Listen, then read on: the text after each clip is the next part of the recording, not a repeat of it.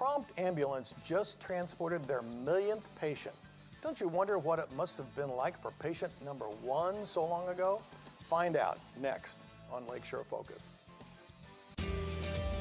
The Indiana University Northwest School of Business and Economics is the only public institution in the region to hold AACSB International accreditation. The program provides undergraduate business education with a balanced curricula based in leadership, teamwork, and technology.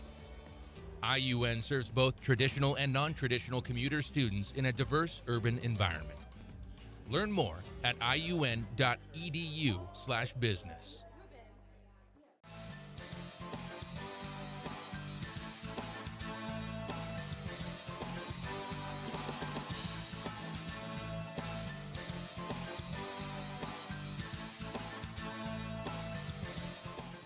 Welcome again to Lakeshore Focus, a weekly show highlighting the key issues, important events, and interesting people in our region.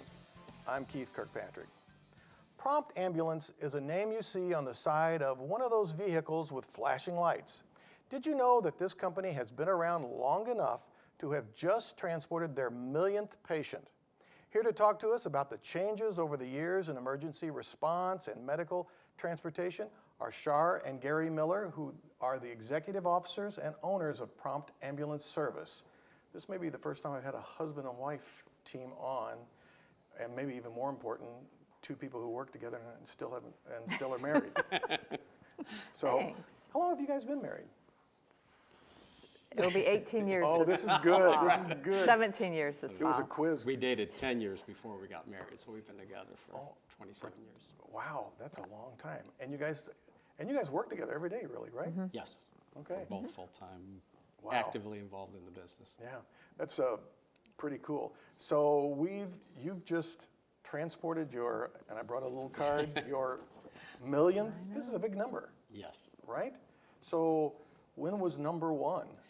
We don't know exactly when we started Well, the, for the 1 millionth, the number 1 for Prompt Ambulance was back July 13th of 1998. Oh, that's when Prompt started. But Yes. you guys are a continuation of a previous family business, right? Correct. right, and the original family business, our first documentation of the ambulance was a picture of my grandfather in front of a 1932 Nash ambulance. So we know that that was our first ambulance. So was that's in as far as 1932. the records went back. So you guys kind of have to piece the history together from pictures, and that's kind of interesting. Right. Invoices. And what was it called? Fagan. Fagan's my mom's maiden name, so it's an offshoot of Fagan Funeral Home, Fagan Funeral Parlor at the time.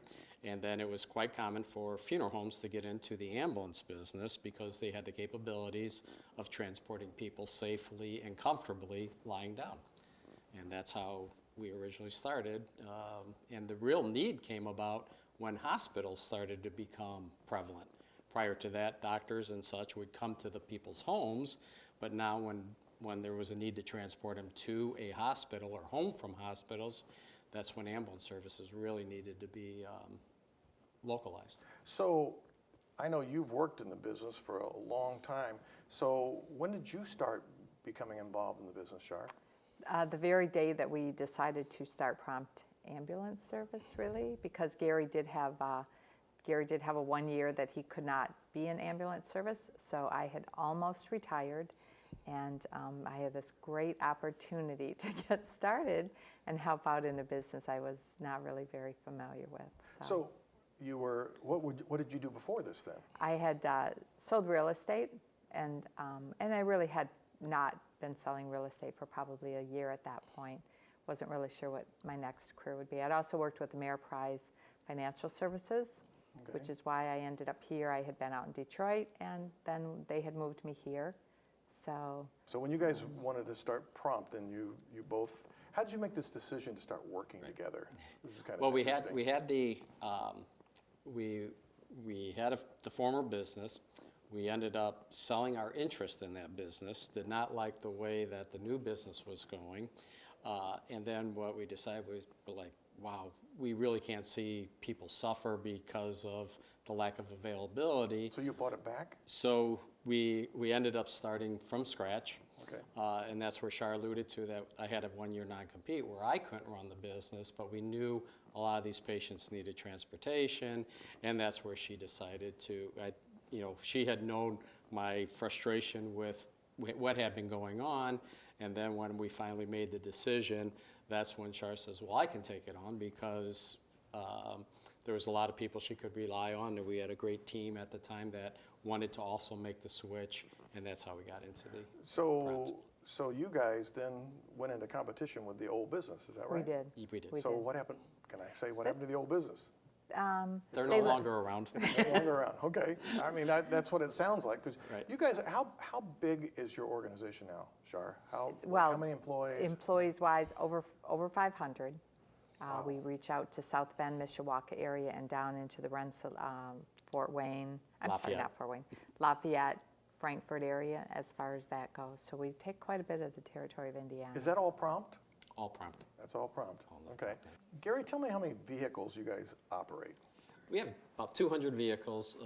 Just about half of those are ambulances. The rest are support vehicles, wheelchair vans. We do a lot of wheelchair transportation. So 200 total. So on the shelf behind you, there are some samples. Is the top one, is that the one that you learned in and started working in? Not quite that old, but that would be about the age of that my grandfather started the business on. And then, of course, it evolved over the years, and ambulances continue to change. They seem to be getting bigger and more expensive every year. Oh, so you guys have to, what does an ambulance cost, roughly, these days? Ballpark. The vehicle itself is Yeah. about $100,000, and then you're putting another $20,000 in just electronics. Matter of fact, the amount of computer stuff that we put into the ambulance now costs more than the ambulances when I first started buying them. Wow. So So back in the probably 70s, I was reminded of the old Ghostbuster, because wasn't that an old ambulance that they bought for the Ghostbuster movie? yep, they would combine hearses and hearses served dual function. They were called combinations quite often. And so with the funeral home, we would do a funeral, bring the vehicle back, switch out a few things, and you could do it really quick in about 10 minutes. You could switch it over from a hearse to an ambulance. So you guys, Shar, you have a Ghostbuster one? We do have a Ghostbuster ambulance. It's in the process of restoration. The quick story, we had purchased it down in Alabama and actually physically drove it back, even though it really wasn't probably street worthy. So at times the siren would go off, and so this was in the year 2000, and we have this ambulance that's a 1975 with sirens blaring. So it was really, when we finally went home, we actually made a bit of a journal of the experience of getting that ambulance Did home. you have but- anybody stop and want to take pictures with you? We would hide. We would park this thing as far back in the restaurant parking lot, and then we would walk in, and people would be like, "Is that your vehicle out there?" And we're like, "Yes." Can we take a picture with it, that kind of thing? Yeah. So what must have been like, because I know neither one of you were around back then, but I mean, what must have been like for the first person to ever be picked up? I mean, what was it like back, it was like 1930s? Yeah. One thing that was interesting is that when the ambulances back then, very little equipment and supplies. I mean, it may have oxygen, and the picture that we refer to has a small first aid kit sitting on the bumper. But when you think of it in terms of what hospitals didn't even have doctors in the ER 24 hours a day.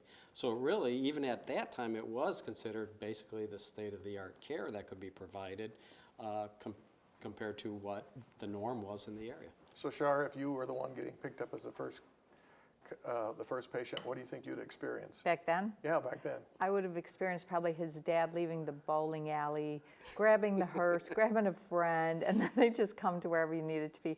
Because I hear stories of all the time of our neighbors that they constantly made trips with Gary's dad. So it was just kind of a free-for-all. There was no regulations, and it really was a matter of transporting somebody safely to the hospital. So they would do that. So you're the third generation in this? Actually, fourth. Okay. The funeral home was started by my great-grandfather. Of course, this was on my mother's side. And then my dad bought the business from his father-in-law, and that's when the Miller name was added to Fagan Miller. How do you guys divide up what parts of the business you're responsible for? For a few years, we tried to pretty much just co-manage. I mean, we kind of know different parts of the area business, but we really did try to make a conscious effort a couple years ago to try to give certain areas are under me and certain areas are under Gary. And there's still a lot of cohesiveness and co-managing that goes on everywhere just because expertise. So even though I may have dispatch and billing, Gary's expertise is really more on the billing side. So I mean, there are times we refer to him. So it hasn't been easy, but we definitely find we needed to do that at some point. But you make it work. Yes. We do. And you haven't killed each other yet, so it's interesting. Haven't killed each other, and by really tapping into some really talented team members, that's taken a huge load off of us because they can help take those roles on. Well, I've met some of your people. I know you got some awesome people working for you. There's no doubt about it. So tell me this. A lot of people you're always looking for employees, right? Kind of come in because with 400, you've got some turnover. But you've told me before about some of the people who've kind of come in and moved on up the line and really have kind of become successful with this as their starting point. You have a story or two you share We've like had that? some great stories. My personal experience from just at Prompt were people that would come in, 2 women in particular that came in and went up into the nursing channel and things like that. And I took a trip to Michigan with one of them one time, and she and I still remain in touch somewhat, but I'm really proud to see how far she went. And she was a young gal. She was 18, 19 when she got started doing this, and she went on to get a great nursing degree. Joy had also been one. Kind of when we talk about stories, this Joy went with me, and we took a hospice patient from a house over to hospice. And I'll just never, those are really touching experiences. But she too went on to graduate from nursing school and things. And I know Gary personally has had doctors from way back. That's probably when EMT started out with me several years ago, fresh out of high school. Worked as an EMT, made his way through paramedic school. He then went off to become a doctor. And interesting enough, we just expanded out to Porter County. And Dr. Cummins, who was an EMT years ago with me, is now our medical director for our Porter County division. Wow, that's really cool. That's a great story. So what does an 18-year-old have to offer to a business like yours that is pretty high tech and high risk? And I mean, what can an 18-year-old, you talked about this 18-year-old girl. What certainly should she do? The high tech part of it, the 18-year-olds get really well. When it comes to the driving, we're always a little cautious on the younger people driving the ambulances and things like that. But I think we went to a couple of the Disney seminars here that Valpo offered a couple years back, and we learned more about hiring for attitude, and feeling that we can teach them, the actual how to take a blood pressure, even though they really do come in certified. But it's not just having their cert. We really look for the person that likes the older generation. So I think that has been a great help to us for getting quality people, especially on the younger side. Because a huge portion of your business really is just transporting people that need to be moved from a hospital to a nursing home. It's a huge part. Around, right? We do a lot of emergency work. We do emergency work for about a third of Lake County's population. So if you call 911, we're doing 9 communities. So we do that. But that's only about 1/10 of our business. The rest of the business is transporting hospital discharges, dialysis patients, chemotherapy, those types of convalescent trips. So the screaming siren and the flashing lights is just a portion of it. You've got a lot of people just caring for people. Yes. And so it's not as much blood and all this stuff. It's just really trying to. So you really are looking for people who really do care. Really do care. I mean, we really do. That's the first qualification we're looking for. And what's interesting for us, and I think it's a real value to the younger individuals. As a matter of fact, we've started teaching EMT school in the city of East Chicago High School, and Hobart has a program that they've been doing for years, so that's really been beneficial. The other thing is when they do work for us in the medical field, being on the ambulance, they're able to see a lot of different areas. They're able to see emergency rooms, oncology, CAT scans, labor and delivery, a bunch of different areas where unless you're in a, an area that exposes you to those different disciplines, it really gives them the opportunity. That way they can focus on, hey, that's really of interest to me, more so than if they, are just thinking emergency. So this is kind of a high-risk business in some respects because you're really trying to really care for people who are often very fragile or hurt. Correct. So when somebody really messes up, really makes a mistake, which one of you gets to talk to them? His brother. Neither one of you. Yeah, my brother, there was four siblings, Larry, Jerry, Terry, and Gary. Larry and Terry's a girl, they still run the funeral homes.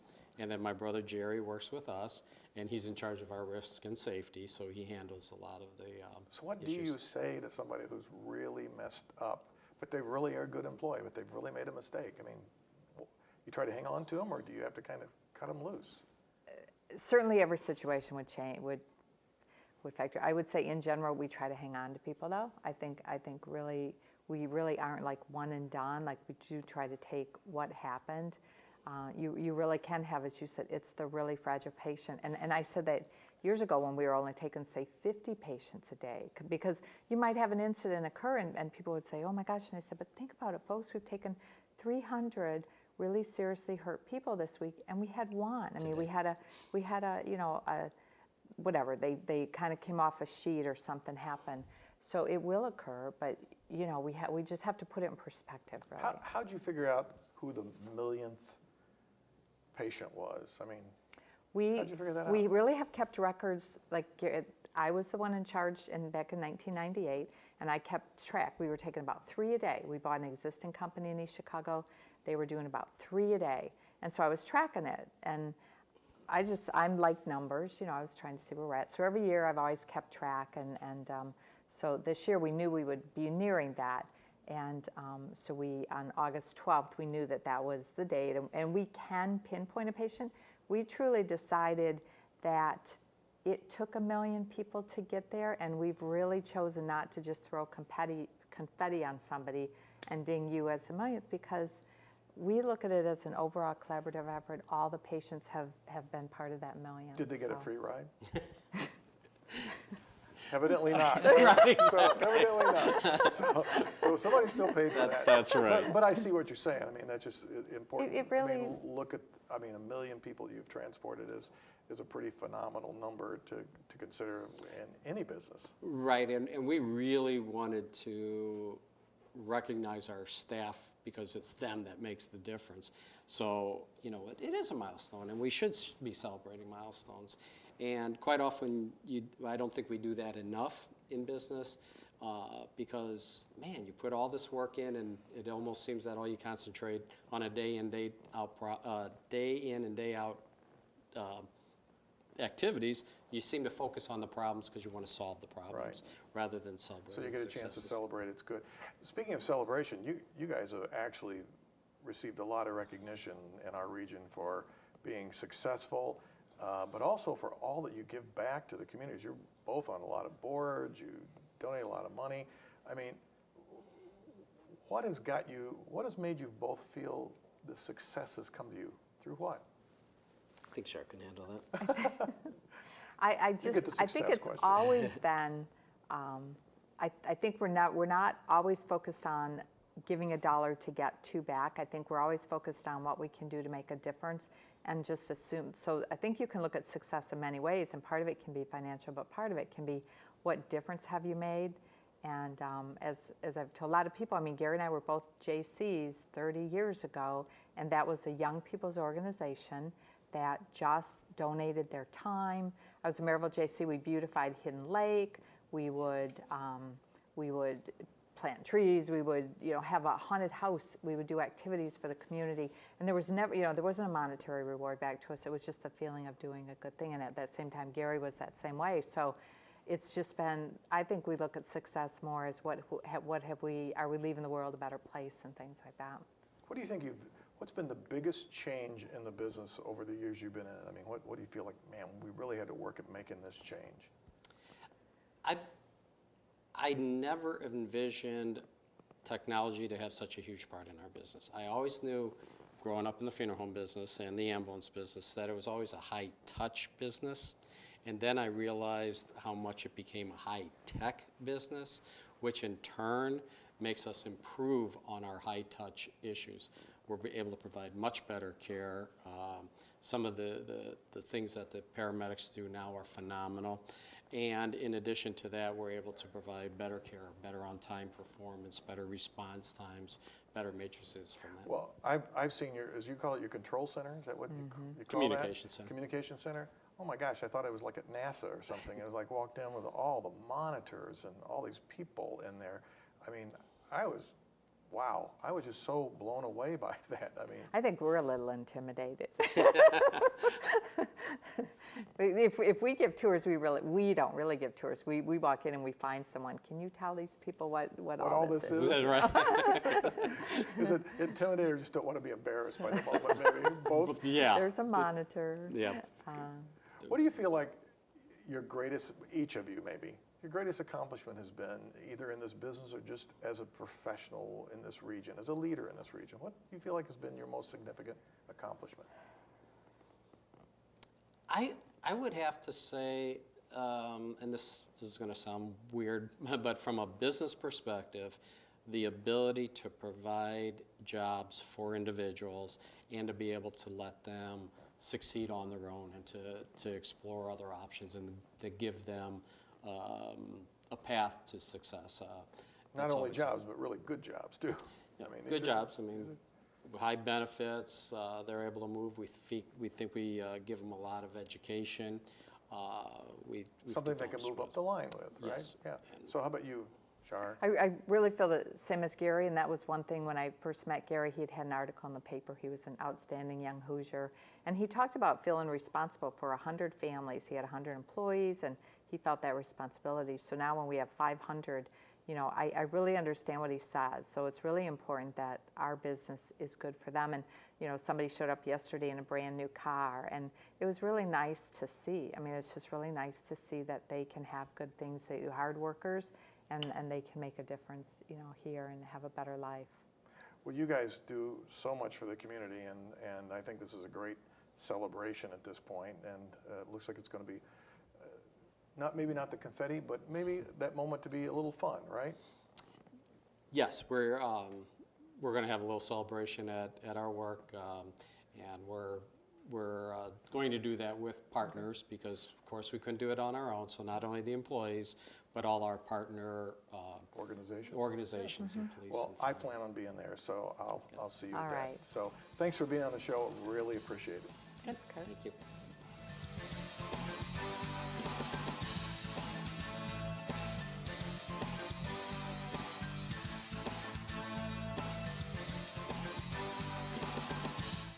Longevity of a business is a rare occurrence. When one reaches a milestone like 100 years or a millionth patient, it's pretty amazing. Why? Well, the fatality rate of startup businesses is 1/3 to a half not making it to 2 years. And by the 5-year mark, nearly 75% have disappeared. The dropout rate continues as time passes until only a handful of business entities remain. What happens? Bad partners, poor planning, shortage of cash, lack of adaptability, costly errors, inadequate marketing, and there are many more reasons. What is actually more interesting is to look at those which make it long-term. I think 2 major reasons surface: continuity and effectiveness of leadership and adaptability. The owners or leaders of a business must be successful in handing the business to another owner, a new generation, or a key partner. That process guarantees continuity and builds upon the effectiveness of the past leadership. Not only should the transition be workable, it needs to bring fresh energy, ideas, commitments, and determination. Secondly, a business must adapt through product evolution, innovation, response to changing markets, and profitability. The adage, if you don't change, you die, fits perfectly for businesses. Customers' needs and wants continue to transform. A business has to be aware and map a strategy that stays ahead of the changing marketplace. There are other factors which impact longevity, but those two simple concepts are essential to continuing success. The next time you hear about a milestone date or number, you should understand that this accomplishment was built upon the blood, sweat, and tears of a continuous line of people who made it happen. Having reached this point, they now have the opportunity to take some time to laugh, smile, and celebrate their success. If you get a chance to join them, do it. As always, I want to hear from you. We welcome your comments and thoughts about the content of this program or what is happening in our communities. You can email us at focus@lakeshorepublicmedia.org or watch past Lakeshore Focus shows from our website, which is www.lakeshorepublicmedia.org. Join us next week for another Lakeshore Focus. I'm Keith Kirkpatrick saying, make a positive difference in our world today. The Indiana University Northwest School of Business and Economics is the only public institution in the region to hold AACSB International accreditation. The program provides undergraduate business education with a balanced curricula based in leadership, teamwork, and technology. IUN serves both traditional and non-traditional commuter students in a diverse urban environment. Learn more at iun.edu/business.